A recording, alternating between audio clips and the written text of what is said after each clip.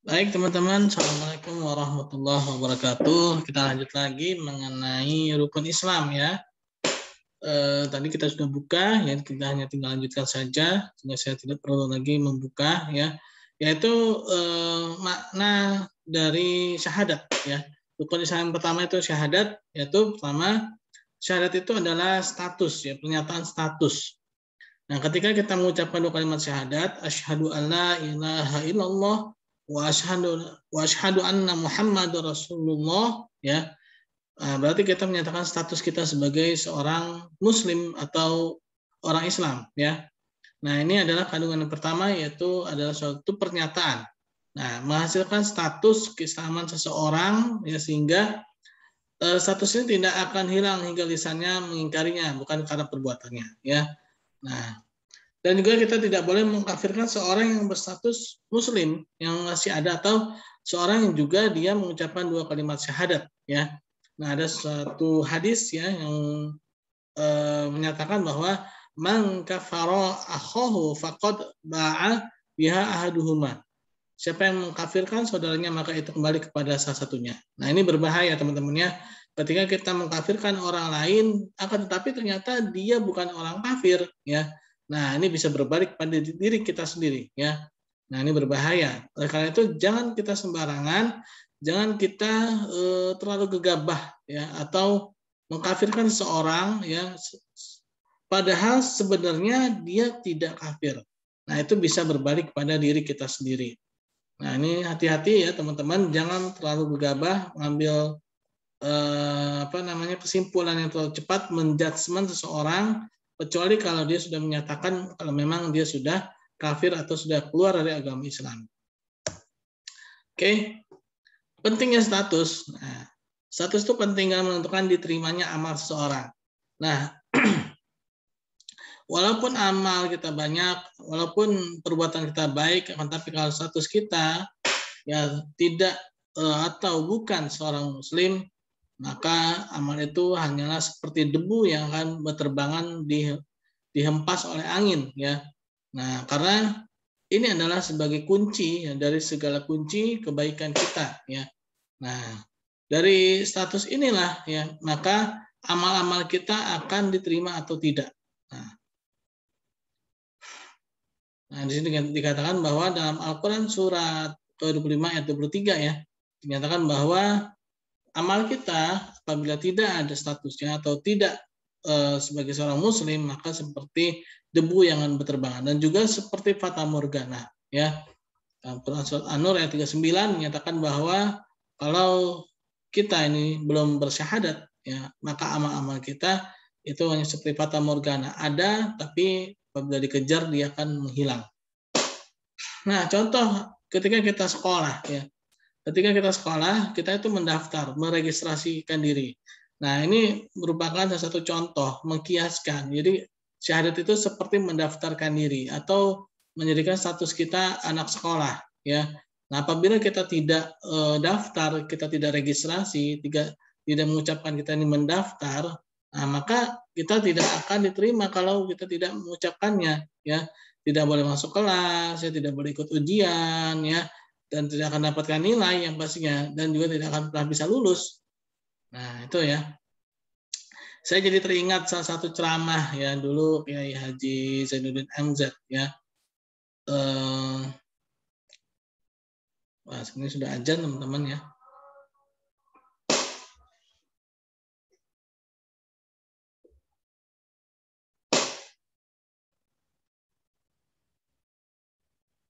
Oke teman-teman, kita dengarkan azan dulu ya. Setelah itu kita lanjut sedikit dan kita tutup ya.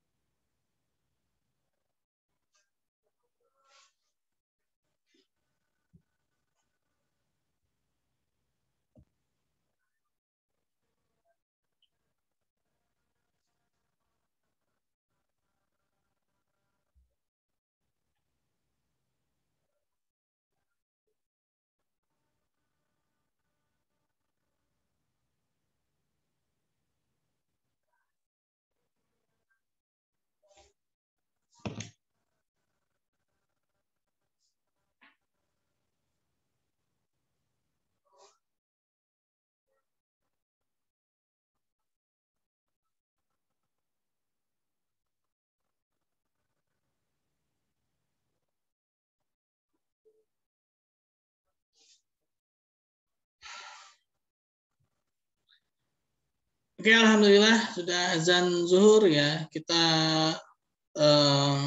lanjutkan dulu sedikit. Nanti kita selesaikan ya dan kita lanjutkan sholat zuhur ya. Ya, tadi analoginya seperti sekolah. Kalau kita masuk sekolah itu pasti registrasi. Registrasi itu yaitu syahadat, yang mengucapkan 2 kalimat syahadat ya. Lalu dari 2 kalimat syahadat itu kita akan bisa naik kelas, kita akan mendapatkan kelulusan, yaitu masuk surganya Allah Subhanahu wa taala ya. Nah, pembenaran hati. Nah, ini yang kedua ya, itu nilai batin. Nah, tadi mengucapkan lisan ya. Iqraru bil lisan. Yang kedua ini tasdiqul bil qalbi, yaitu membenarkan dalam hati. Nah, dia seorang sudah merasakan kandungan kedua dari iman, maka dia akan membenarkan dalam hati ya. Adanya kenikmatan yang berbeda ketika dia itu mengucapkan 2 kalimat syahadat, ketika dia itu melakukan amal-amal kebaikan. Nah, ini tidak bisa dilihat ya, ini sesuatu yang abstrak. Ini sesuatu yang hanya bisa dirasakan oleh orang yang mengalaminya ya. Nah, tapi bisa dilihat dari sikap orang itu ya, bagaimana dia bertindak laku ya, berperilaku ya. Dia akan terlihat perilakunya baik ya. Perilakunya akan selalu mencerminkan kebaikan-kebaikan. Nah, juga hatinya dia juga tidak akan berprasangka buruk ya, karena adanya nilai-nilai batin di dalam dirinya yang terintegrasi dengan keimanan ya, dengan keimanan kepada Allah Subhanahu wa taala. Oke. Lalu pengamalan, yaitu nilai lahir. Bagaimana amal-amal kita ya, tindak perilaku kita, bagaimana perlakuan kita ya, ini terlihat ya. Seperti bagaimana ketika kita mendirikan sholat, berpuasa di bulan Ramadan, menunaikan zakat, berhaji ya, dan ini semua adalah pengamalan yang terlihat ya. Nah, status dan nilai. Jika ketiga kandungan iman ini ada, maka akan ada status sebagai seorang muslim dan adanya nilai-nilai, yaitu dari segi batin dan juga dari segi lahir ya. Jadi lahir dan batinnya itu seimbang, atau antara hakikat dan syariatnya seimbang ya, kalau bahasanya Imam Al-Ghazali rahimahullah ya, itu ya. Yaitu ada status tapi tidak ada nilai. Nah, ini adanya ketidakseimbangan ya. Bagaimana kalau dihilangkan salah satunya? Nah, ini tidak bisa ya. Jadi dua-duanya itu penting ya, dua-duanya itu penting. Statusnya ada, nilainya juga harus ada. Ya, Umar radhiyallahu anhu pernah menangis ketika bertemu dengan seorang pendeta. Amalnya banyak tapi kelak masuk neraka. Ya, kenapa? Karena statusnya. Ya.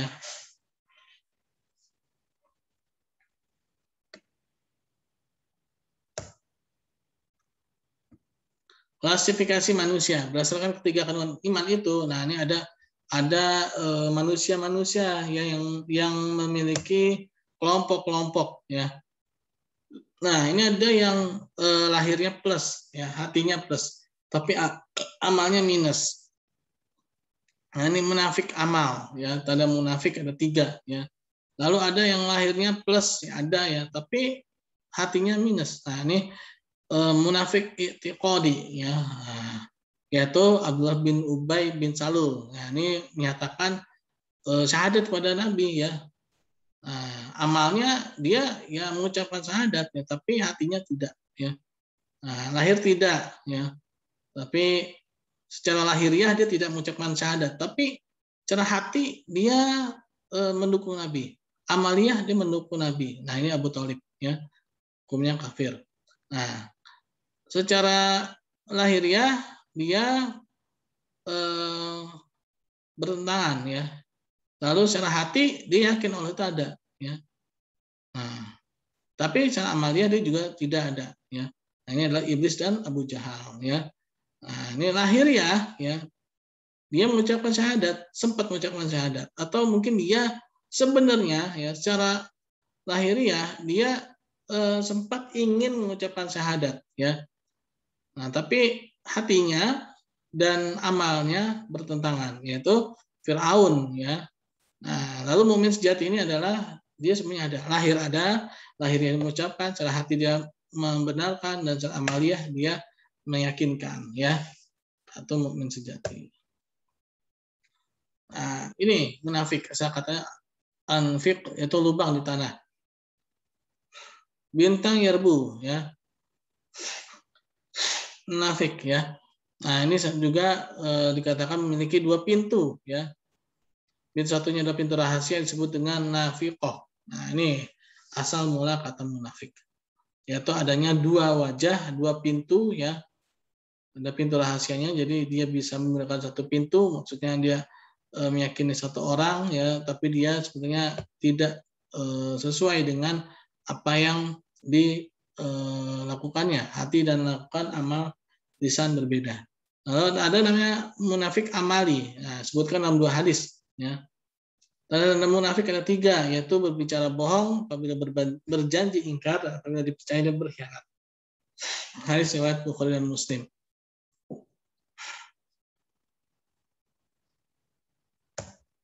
Saya agak kebut, ya. Ada juga hadis yang lain berbunyi tanda orang munafik ada 4. Nah, ini, ya. Jarang ada yang tahu, ya. 4 hal. Barang siapa semuanya ada padanya maka dia munafik tulen. Siapa yang terdapat salah satunya maka dimiliki satu bagian dari munafik, yang ia menghilangkannya. Apabila berbicara dusta, mengikat perjanjian menyalahinya, berjanji ingkar, apabila berselisih dia curang. Nah, ini yang berselisih dia curang. Ya, hati-hati, ya, orang-orang yang curang. Lalu ada munafik i'tiqadi. Nah, tokohnya adalah Abdullah bin Ubay bin Salul. Ini jadi ceritanya Abdullah bin Ubay bin Salul ini dia calon raja di Madinah dulu, ya. Nah, Abdullah bin Ubay bin Salul ini dia mau dicalonkan raja oleh orang-orang Yahudi di Madinah. Nah, tetapi Rasulullah SAW masuk Madinah dan Rasulullah yang diangkat menjadi pemimpin. Ya, diangkat menjadi pemimpin, dan Abdullah bin Ubay bin Salul ini dia sangat iri, ya. Kenapa? Karena sebenarnya dia yang ingin sekali dia yang dijadikan pemimpin. Nah, tapi dia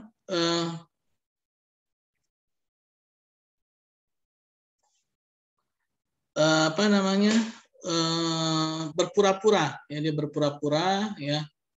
Mereka ikut sholat, ya, tapi hatinya malas dan ria, ingin dilihat, ya. Mereka ikut sholat, bahkan mereka ikut berjihad, tapi di tengah jalan mereka pulang, atau mereka sengaja, ya, ikut tapi nantinya di tengah jalan mereka keluar, ya. Mereka keluar untuk menarik atau untuk mengelabui orang-orang Islam, ya, orang-orang Islam, untuk mengurangi pasukan Islam justru, ya, mereka. Nah, puncak terjadinya menjelang perang Tabuk, mereka mendirikan masjid tandingan atau masjid Ad-Dirar, masjid kemudorotan, ya. Nah, ini Quran surat keempat An-Nisa, ya, ayat 142 yang berbunyi innal munafiqin yakhadi'un Allah wa huwa khadi'uhum wa idza qamu ila sholati qamu kusala yura'una an-nas wa la yadhkuruna Allah illa qalila. Sungguhnya orang-orang munafik itu menipu Allah dan Allah akan membalas tipuan mereka, dan apabila mereka berdiri untuk sholat, mereka berdiri dengan malas, mereka bermaksud riya dengan sholat di hadapan manusia dan tidaklah mereka menyebut Allah kecuali sedikit, ya. Nah, mereka itu hanya ingin dilihat manusia, ya, ibadahnya. Nah, Masjid Dirar ini adalah masjid yang dibangun untuk menandingi Masjid Madinah, ya. Ini dia fungsinya merusak keimanan seorang. Nah, ini hati-hati, ya. Ketika ada masjid yang dia dipertanyakan kegunaannya, ya, dia justru malah untuk merusak, nah ini harus dibongkar selama-lamanya, ya. Nah, ini Quran surat 9, ya, At-Taubah, ya, 107 sampai 108. A'udzubillahi minasyaitonir rajim. Walladzina takhadhu masjidan dirara wa kufra wa tafriqan bainal mu'minina wa irsadal liman haraballah wa rasuluhu min qabl wa yahlifunna in aradna illa al-husna wallahu yashhadu innahum lakadzibun la taqum fihi abada masjidun ussisa 'ala taqwa min awwali yaumin ahaqqu an taquma fihi rijalun yuhibbuna an yatatahharu wallahu yuhibbul mutahhirin. Afaman asasa bunyanahu ala taqwa minallahi wa ridwanin khairun amman asasa bunyanahu ala safa jurufin harin fanhara bihi fi nar jahannam wallahu la yahdil qaumaz zalimin, ya. Ya, artinya ya, dan di antara orang munafik itu ada orang-orang yang mendirikan masjid untuk menimbulkan kemudaratan, ya. Nah, jadi mendirikan masjid itu untuk memecah belah orang-orang muslim, ya, untuk kekafiran, memecah belah orang mukmin serta menunggu kedatangan orang yang mereka yang akan memerangi Allah dan Rasulnya, ya, sejak dahulu. Nah, mereka bersumpah kami tidak akan menghendaki selain kebaikan dan Allah menjadi saksi bahwasanya mereka itu adalah pendusta. Janganlah kamu sholat dalam masjid itu selama-lamanya. Sungguhnya masjid yang didirikan atas dasar takwa, yaitu Masjid Kuba yang pertama kali dibangun sejak hari pertama adalah lebih patut kamu sholat di dalamnya. Nah, demi itu ada orang-orang yang ingin membersihkan diri. Sesungguhnya Allah menyukai orang-orang yang bersih. Maka apakah orang-orang yang mendirikan masjid itu atas dasar takwa kepada Allah dan keridhaannya itu yang baik, ataukah orang-orang yang mendirikan bangunan di tepi jurang? Maksudnya ini ringkih, ya, bukan secara apa namanya secara fisik, maksudnya ini secara maknawi, ya. Tepi jurang yang betul itu maksudnya dia tidak bagus secara pendirian keimanannya, ya. Lalu bangunan itu jatuh bersama-sama dengan dia ke dalam neraka jahanam dan Allah tidak memberikan petunjuk pada orang-orang yang zalim, ya. Nah, itu perumpamaan, ya. Ada lagi fasik. Nah, orang munafik berterusan dalam kemunafikan menjadi fasik, ya. Al-khariju anit ta'ah, tidak mau taat. Allah berkata, fasaq qatir rot bahu, ya. Apabila kurma terkelupas dari kulitnya. Nah, ini fasik, ya. Jadi melotok, ya, melotok, ya. Tikus disebut wasiqah, koridiyang untuk menggunakan pengrusakan. Lalu ini ada 5 jenis binatang merusak yang boleh dibunuh, ya, baik di tanah halal maupun di tanah yang haram, ya, yaitu burung elang, burung gagak, tikus, kalajengking, dan anjing gila, ya. Maksudnya anjingnya rabies, ya.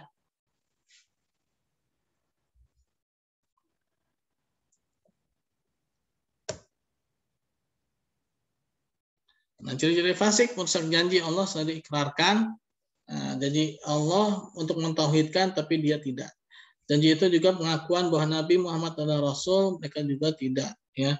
Janji juga berupa perintah dan larangan Allah, mereka juga melanggarnya. Memutuskan apa yang diperintahkan supaya dihubungkan silaturahim, mereka memutuskan. Mengadakan kerusakan di muka bumi, lalu 3 sifat di atas sebagai tambahan 3 sifat munafik, seperti hadis yang terkenal, ya. Apabila mereka menang, nah, tampaklah ke-6 sifat itu, ya. Tapi apabila mereka kalah, mereka menampakkan 3 sifat seperti dalam hadis.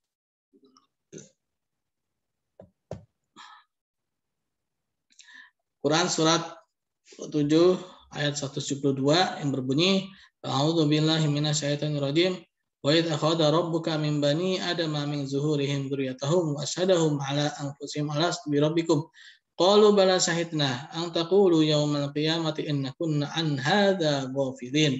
Dan ingatlah ketika Tuhan mengeluarkan keturunan anak-anak Adam dari sulbi mereka dan Allah mengambil kesaksian terhadap jiwa mereka. Selain berfirman, bukankah aku ini Tuhanmu? Mereka menjawab, betul, engkau Tuhan kami. Kami menjadi saksi. Kami lakukan yang demikian itu agar di hari nanti, kiamat, akhir, nah, sesungguhnya kami Bani Adam adalah orang-orang yang lengah terhadap ini, ya. Nah, jadi Bani Adam ini pelupa, ya. Lalu Allah Subhanahu wa taala ingatkan mereka.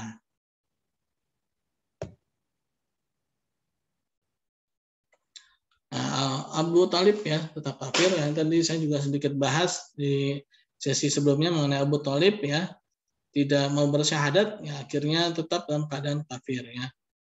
Hidayah itu adalah milik Allah Subhanahu wa taala. Nah, ini juga dalam ayat yang lain ini rusak ini, ya, tulisan Arabnya. Sungguhnya kamu tidak akan dapat memberikan petunjuk pada orang yang kamu kasih. Jadi petunjuk itu, hidayah itu hanya milik Allah Subhanahu wa taala dan itu semuanya adalah karunia Allah Subhanahu wa taala dan itu semuanya adalah hak prerogatif Allah Subhanahu wa taala, ya. Nah, iblis dan Abu Jahal ini juga ini bukan hanya munafik tapi juga kafir dan juga sangat sangat besar kekafiran mereka, ya.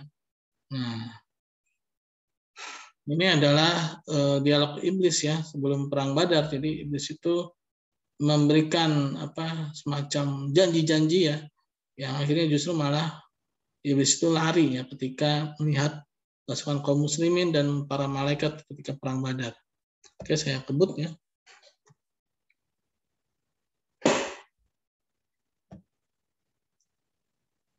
Pernyataan Firaun. Nah, Firaun juga sempat melakukan pernyataan pengakuan ketuhanan Allah Subhanahu wa taala ya, kan tapi terlambat ya. Ketika itu nyawanya sudah terancam, sudah tenggorokan. Nah, ini tidak ada gunanya ya. Karena dia juga bukan karena keikhlasan dia mengucapkan syahadatnya, tapi karena paksaan memang sudah mau meninggal, mau mati gitu kan. Nah, bukti bahwa akhirnya dakwah Nabi Musa SAW berpengaruh juga pada Firaun. Ya.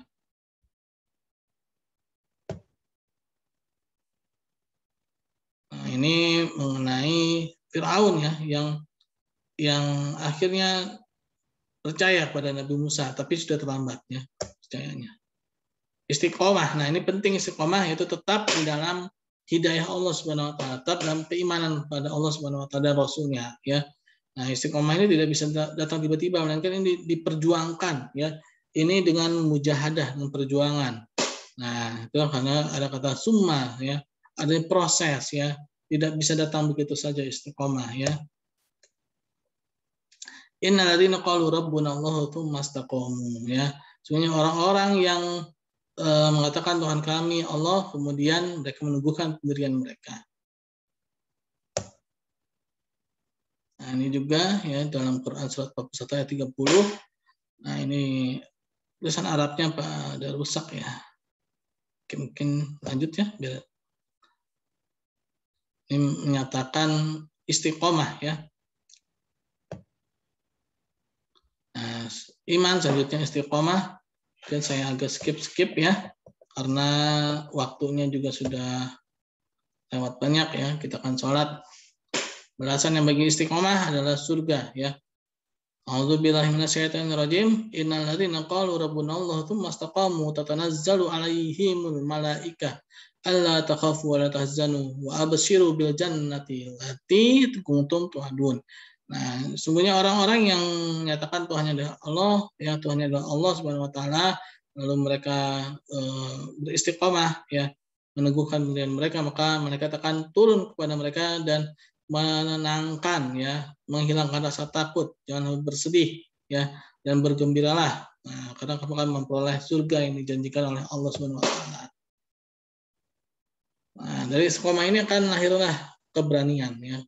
Keberanian untuk melawan segala kemungkaran, keberanian untuk mempertahankan kebenaran ya.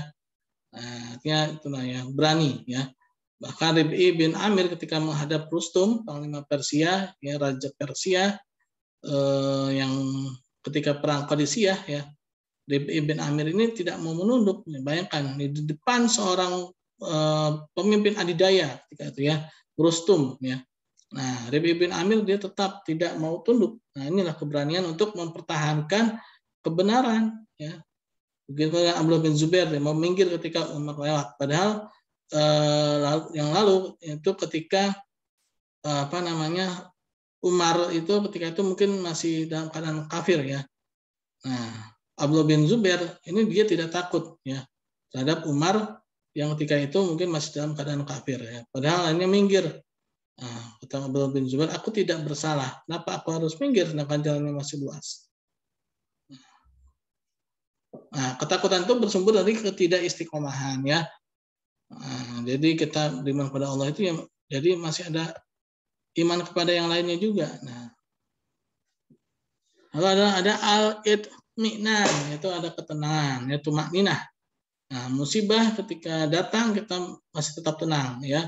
Karena kita yakin bahwa Allah Subhanahu wa taala itu selalu memberikan yang terbaik kepada kita ya. Nah, musibah apapun yang menimpanya tidak akan menumbangkan atau tidak akan putus asa. Sebaliknya, kebaikan apapun yang diraihnya tidak akan membuatnya sombong, dan ketenangan dan stabilannya karena menyadari semua takdir Allah itu baik ya. Ini ayat-ayat Al-Qur'annya karena sudah rusak ini ya. Tulisannya ya. Oke, saya skip aja ya karena optimis. Nah, at-tafaul ya. Memandang masa depan dengan penuh keyakinan. Nah, ini juga merupakan kandungan dari syahadat ya. Nah, memandang masa depan penuh dengan keyakinan, optimis. Kenapa? Karena Allah Subhanahu wa taala sebagai Tuhannya, dia sangat dekat kepada Allah Subhanahu wa taala yang menjadi pegangan hidupnya, ya, yang menjadi pegangan hidupnya. Lalu malaikat memberikan kabar gembira kepada mereka itu berupa surga yang telah dijanjikan. Dan masa depan Islam pun yakin bahwa masa depan di tangan Islam. Bahagia sejati dan as-sa'adah. Nah, apabila kita sebagai seorang muslim ya sudah yakin dengan Allah Subhanahu wa taala, dengan syahadat kita menjalankan segala perintah dan larangan, dan kita yakin bahwa Allah Subhanahu wa taala itu selalu memberikan yang terbaik, maka kita akan mendapatkan kebahagiaan yang sejati. Ya. Nah, itulah mengenai syahadat. Nah, sekarang sholat ya. Nah, ini sholat. Pertama perintah sholat dalam Al-Qur'an ya. Surat Al-Ankabut ya. Oh, bukan ya. Yang berbunyi a'udzubillahi minasyaitonirrajim, utlu ma uhiya ilaika minal kitabi wa qimis shalah. Inna sholata tanha 'anil fahsya'i wal munkar. Wa la dzikrullahi akbar wallahu ya'lamu ma tasna'un ya. Bacalah kitab Al-Qur'an yang telah diwahyukan kepadamu, yaitu Nabi Muhammad ya sallallahu alaihi wasallam, dan laksanakanlah sholat. Sungguhnya sholat itu mencegah dari perbuatan keji dan mungkar ya. Kita sholat ya di dalam Al-Qur'an. Kita harus sholat apa? Karena dia bisa mencegah perbuatan keji dan mungkar. Nah, Allah mengetahui apa yang kamu kerjakan. Lalu urgensi sholat pertama ya, aqimis sholat dulu kisamsi ila ghasaqil laili wa Qur'an al-fajr inna Qur'an al-fajr kana masyhuda. Dirikanlah sholat dari sudah matahari tergelincir sampai dengan gelap ya. Nah, ini pertama sholat, terutama sholat subuh dan sholat asar ya, itu disaksikan oleh malaikat. Nah, sholat itu disaksikan oleh malaikat. Lalu juga dalam Quran surat Hud ya, ayat 114, wa aqimis sholata tarafain nahara wa rufatan minal lail innal hasanati yudhina sayiati tilka dzikra lidzakirin ya. Dan dirikanlah sholat itu pada kedua tepi siang, pagi dan petang, dan pada bagian permukaan dan pada malam. Sungguhnya perbuatan-perbuatan yang baik itu menghapuskan dosa. Nah, ini sholat Hud ya. Nah, urgensi sholat. Pertama, inna sholata kanat 'alal mu'minina kitaban mawquta ya. Sholat itu adalah kewajiban ya. Penting sholat karena sholat itu adalah kewajiban. Yaitu Quran surat An-Nisa ayat 103. Lalu innani anallahu la ilaha illa ana fa'budni wa qimis sholata li dzikri. Sungguh aku ini Allah, tidak ada Tuhan selainkan aku, maka sembahlah aku dan laksanakan sholat untuk mengingat aku. Jadi pentingnya sholat itu pertama sebagai sarana untuk mengingat Allah Subhanahu wa taala ya. Di dalam sholat juga terdapat syahadat. Nah, merefresh kembali syahadat kita.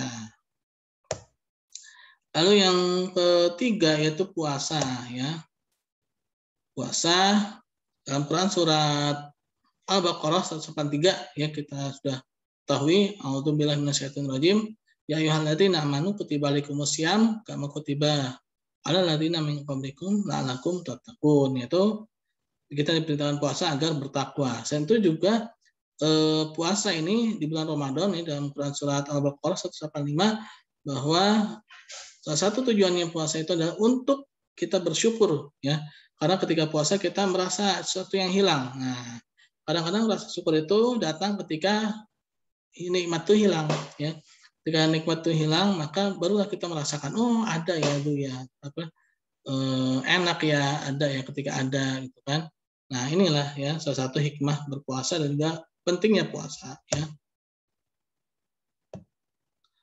Dan juga hakikat puasa juga pentingnya puasa untuk mendapatkan kebenaran ya.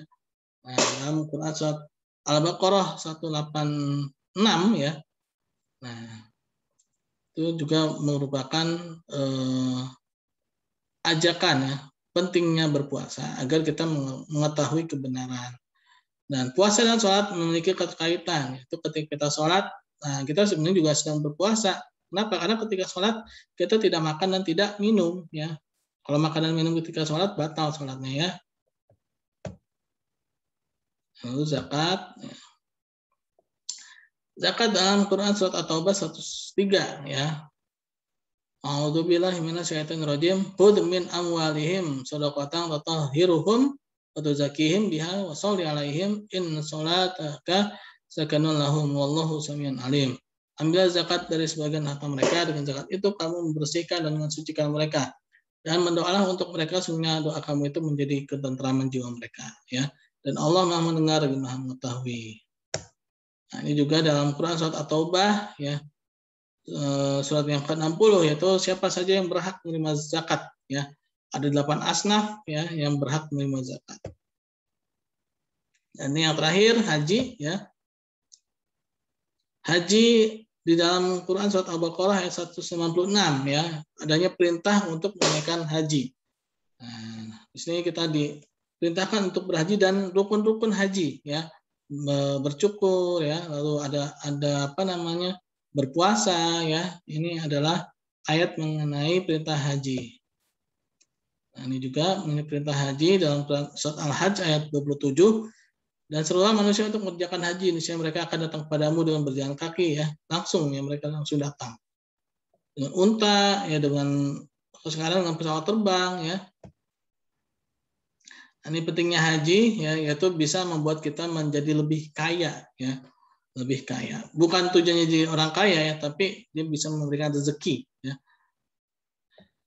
Ya, oke, itulah mungkin sesi yang kedua ini, teman-teman, ya. Terima kasih atas perhatiannya. Assalamualaikum warahmatullahi wabarakatuh.